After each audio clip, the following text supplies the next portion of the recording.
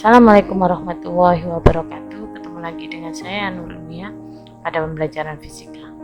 Pada pembelajaran fisika kita kali ini kita akan membahas tentang rangkaian RLC atau rangkaian arus AC. Nah, kita perlu belajar ini karena memang di rumah kita itu banyak sekali alat-alat listrik begitu ya yang dihubungkan dengan sumber arus AC, yaitu sumber tegangan dari PLN. Oke, kalian perhatikan yang berikut ini.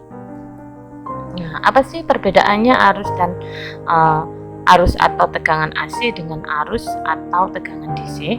Nah, sini arus atau tegangan DC itu adalah arus atau tegangan yang nilainya tetap atau nilainya setiap waktunya itu tidak mengalami perubahan. Nah, ini adalah arus atau tegangan DC. Jadi berapapun waktunya dia memiliki nilai yang tetap. Nah, untuk penghasil arus dan tegangan DC ini yang mungkin sangat dekat sekali dengan kehidupan kita adalah baterai atau aki. Nah, itu berapapun waktunya maka baterai itu akan memiliki tegangan yang sama, yaitu 1,5 volt. Demikian juga dengan aki, gitu ya. Nah, sedangkan untuk arus atau tegangan AC itu adalah arus atau tegangan yang nilainya selalu berubah terhadap waktu. Nah, di sini kita lihat grafiknya bahwa pada arus atau tegangan AC memiliki grafik, yaitu grafik sinus ya, di mana dia memiliki nilai maksimal yaitu Vm dan nilai minimal adalah minus Vm. Nah, kalau nilai maksimal dan minimal bisa kita ketahui, bagaimana untuk menghitung nilai yang tidak maksimal atau tidak minimal? Maka untuk menghitung nilai arus atau tegangan AC dapat kita hitung melalui persamaan arus atau tegangan AC, yaitu V sama dengan Vm sin omega T dan I sama dengan Im sin omega T. Oke, nah pada arus dan tegangan AC di sini kita juga bisa melihat di sini Vm adalah tegangan maksimum, satuannya volt, kemudian Im adalah arus maksimum. Oke, selanjutnya pada tegangan AC ada yang namanya nilai arus atau tegangan efektif. Apa sih arus atau tegangan efektif? Yaitu arus atau tegangan yang nilainya setara dengan arus atau tegangan DC pada saat dia menghasilkan kalori yang sama untuk waktu yang sama. Nah, nilai arus atau tegangan ini itu tertera pada alat ukur. Jadi kalau misalnya kita mengukur rangkaian AC, kemudian kita mengukur arus ini ya dengan menggunakan alat multimeter, ternyata menunjukkan angka 1 ampere. Maka di sini 1 ampere itu adalah nilai arus efektifnya, gitu ya. Nah, besar nilai arus efektif dari tegangan AC adalah di sini V efektif atau tegangan efektif sama dengan Vm per akar 2. Sementara I efektif sama dengan Im per akar 2. Dengan V efektif sama dengan tegangan efektif, satuannya volt, kemudian I efektif sama dengan arus efektif, satuannya ampere. Nah, pada rangkaian RLC kita perlu belajar tentang diagram fasor. Nah, diagram fasor ini yang nanti akan sangat membantu kita ketika kita belajar tentang rangkaian RLC itu sendiri. Nah, apa sih diagram fasor itu ya? Yaitu diagram vektor yang dapat diputar dengan arah berlawanan jarum jam. Jadi sekali lagi, diagram fasor itu adalah diagram vektor yang dapat diputar dengan arah yang berlawanan jarum jam. Jadi kalau gerakannya adalah mengikuti arah yang berlawanan jarum jam. Di sini diperhatikan, di sini ada sebuah diagram, di sini misalkan arus atau tegangan. Maka arus ini bisa bergerak tapi gerakannya adalah berlawanan jarum jam. Ya. Kemudian selanjutnya di sini kita masuk pada rangkaian RLC, cuman kita potong-potong ya. Yang pertama adalah rangkaian resistor murni atau rangkaian hambatan, gitu ya. Kalau yang segmen yang sebelumnya kita sudah belajar rangkaian resistor tapi dihubungkan dengan sumber tegangan DC. Bagaimana kalau resistor itu dihubungkan dengan sumber tegangan AC? Nah, ini yang akan kita pelajari. Untuk ini ada sebuah resistor R. Kemudian resistor ini dihubungkan dengan sumber tegangan AC, di mana tegangannya adalah V sama dengan Vm sin omega T. otomatis di sini akan ada arus yang mengalir pada hambatan atau pada resistor. Berapa nilai arus yang mengalir pada resistor ini? Nah, kita bisa menghitungnya dengan menggunakan hukum Ohm di situ ya. Nah, hukum Ohm di sini yang kita gunakan adalah V sama dengan I kali R. Kalau kita mau mencari arus, maka I sama dengan V per R. Nah, V ini adalah tegangan sumber pada rangkaian resistor ini. Nah, tegangan sumbernya adalah V sama dengan Vm sin omega T. Vm sin omega T per R. Di sini kita lihat bahwa Vm per R dikali sin omega T. Vm per R ini kalau tegangan dibagi hambatan mesti hasilnya arus dong ya. Nah, karena di sini Vm tegangan maksimum, maka hasilnya akan menghasilkan arus maksimum yaitu Im, sehingga I sama dengan Im sin omega T. Nah, dari sini kita bisa lihat bahwa jika tegangannya adalah Vm sin omega T, maka arus yang mengalir pada rangkaian resistor itu adalah I sama dengan Im sin omega T. Oke, nah pada rangkaian resistor ini V sama dengan Vm sin omega T, maka arus yang mengalir adalah I sama dengan Im sin omega T. Maka dikatakan pada rangkaian resistor di sini arus dan tegangan adalah sefase. Sefase itu menempati posisi yang sama ya. Jadi di sini jika kita lihat diagram fasornya, jika arus berada pada sumbu X, maka tegangan pada resistor VR itu juga berada pada sumbu X. Kalau misalkan arus berada pada sumbu Y, maka VR tegangan pada resistor juga berada pada sumbu Y. Jika arus pada sumbu X negatif, maka resistornya juga berada pada sumbu X negatif. Demikian juga di sumbu Y negatif ya. Ini pada rangkaian resistor murni. Nah, yang kedua adalah rangkaian induktor murni. Nah, induktor ini adalah solenoida atau kumparan ya. Nah, kumparan ini fungsinya adalah menyimpan energi dalam bentuk medan magnet. Nah, coba kita lihat rangkaiannya di sini. Ini ada sebuah induktor dengan induktansi induktornya adalah L, ya. Dihubungkan dengan sumber tegangan AC, V sama dengan Vm sin omega T, maka arus yang mengalir adalah I.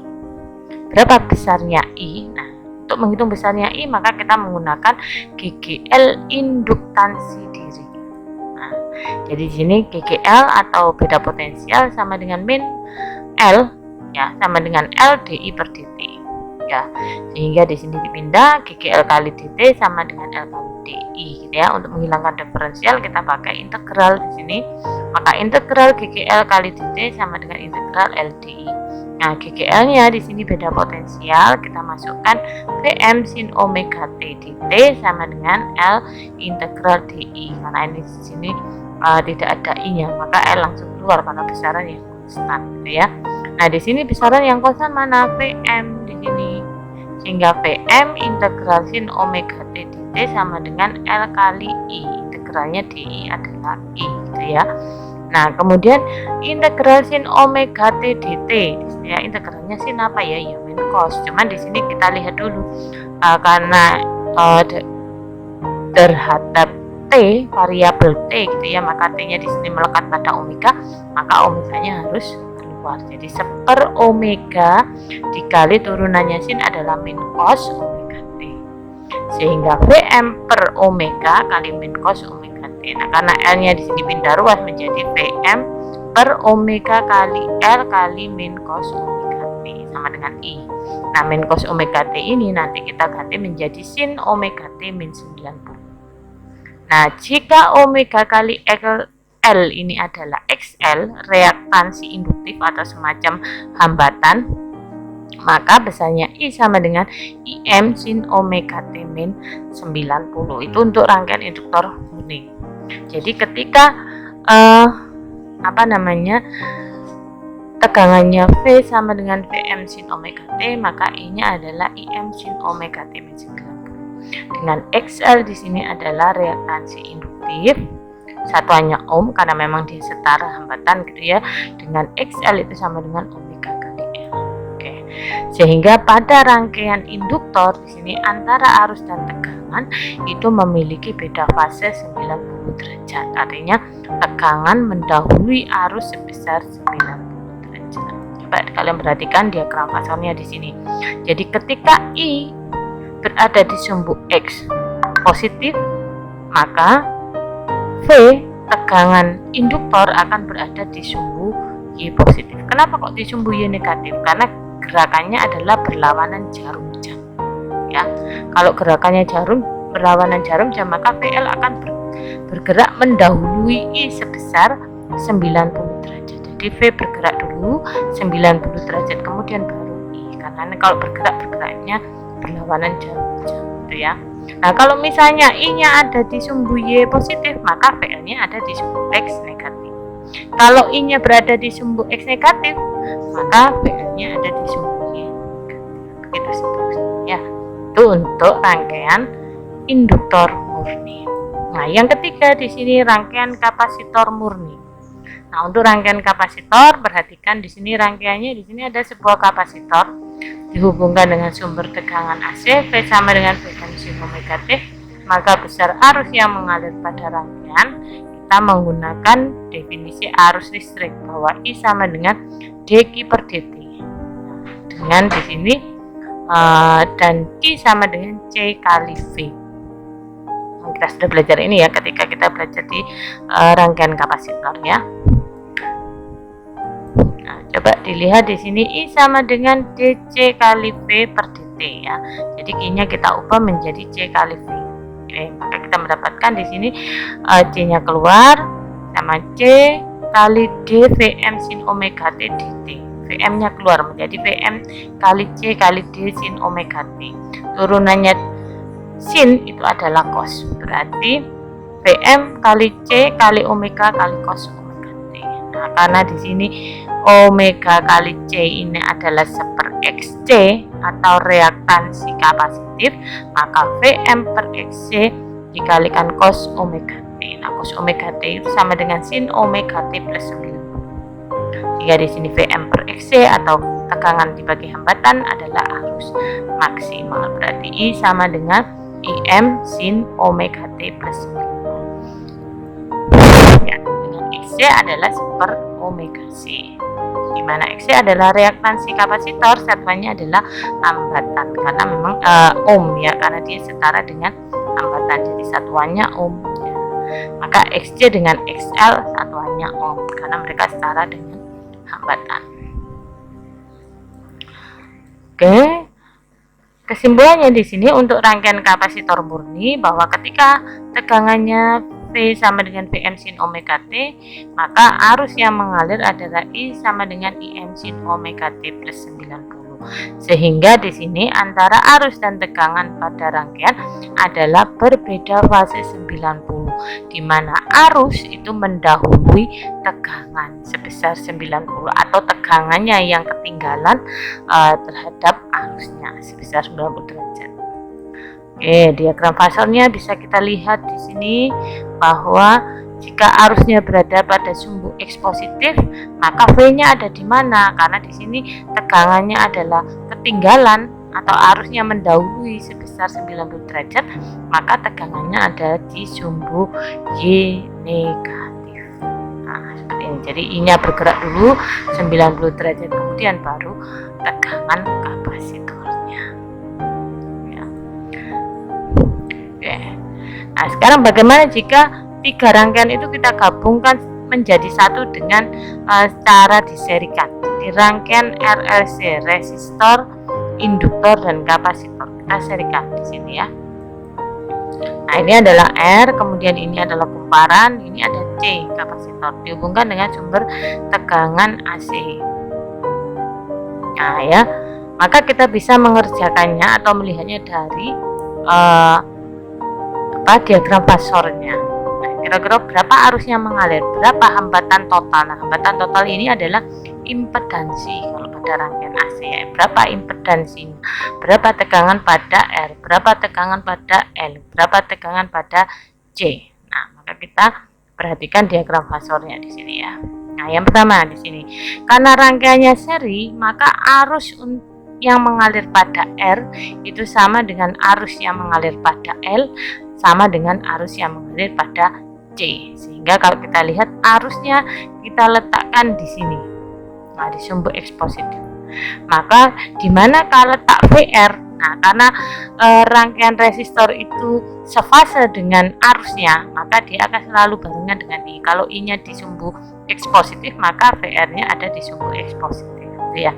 Kemudian di mana letak tegangan induktornya? Nah, untuk tegangan induktor di sini sesuai dengan rangkaian induktor murni bahwa arus dan tegangan induktor itu berbeda fase 90 derajat, di mana tegangan induktor mendahului arus sebesar 90 derajat. Jadi kalau induktornya mendahului, berarti tegangan induktornya ada di sumbu Y positif. Nah, ini. Jadi kalau dia bergerak dulu baru arus, gitu ya. Nah, kemudian di mana tegangan kapasitornya? Tegangan kapasitor ada di sumbu Y negatif, ya, karena dia di rangkaian kapasitor murninya adalah ketinggalan sebesar 90 derajat atau arusnya yang mendahului, ya. Nah, dari sini bisa kita lihat bahwa VL dan VC ini adalah segaris. Berarti nanti kita akan mengurangkan antara tegangan pada induktor dan tegangan pada kapasitor. Akan menjadi di sini VR-nya tetap, kemudian ke atas adalah VL min VC.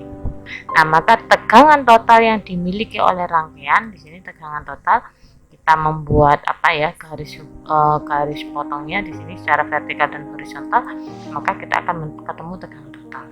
Nah, jika tegangan totalnya ini adalah seperti ini, maka tegangan total bisa kita cari dari rumus Pythagoras, yaitu akar VR kuadrat plus BL min VC kuadrat, gitu ya. Oke, kemudian berapa besar hambatan total atau impedansi? Maka di sini kita lihat bahwa nilai R itu sebanding dengan VR, karena VR sama dengan I kali R, gitu ya. Kemudian XL sebanding dengan VL, karena VL sama dengan I kali XL. XC sama dengan VC, berarti VC sama dengan I kali XC, ya. Sehingga di sini kita bisa tinggal mengganti saja pada diagram pasornya bahwa VR di sini adalah R, kemudian VL di sini adalah XL, dan ini adalah XC. Nah, lihat di sini maka R di sini adalah XL min XC. Nah, ini adalah impedansi atau hambatan totalnya. Nah, berapa hambatan total? Tetap kita menggunakan Pythagoras. Di sini Z sama dengan akar R kuadrat plus XL min XC kuadrat. Dengan V total adalah tegangan total rangkaian, satuannya volt, VR tegangan pada hambatan, satuannya volt juga, VL sama dengan tegangan pada induktor, satuannya volt, VC tegangan pada kapasitor, satuannya volt.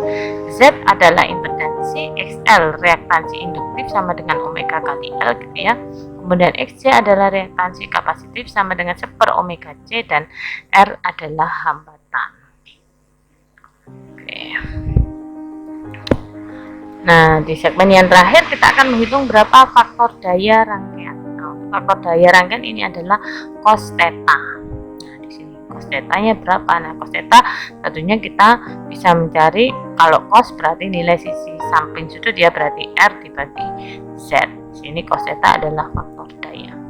Nah, untuk daya rangkaian adalah kita P sama dengan I kuadrat kali R. Nah, jika R-nya di sini R-nya adalah Z cos theta, nah kita I kuadrat kali Z cos theta. Jadi adalah impedansi. Maka di sini P daya dipasi atau daya yang digunakan bisa sama dengan V efektif kali IV efektif kalikan cos theta.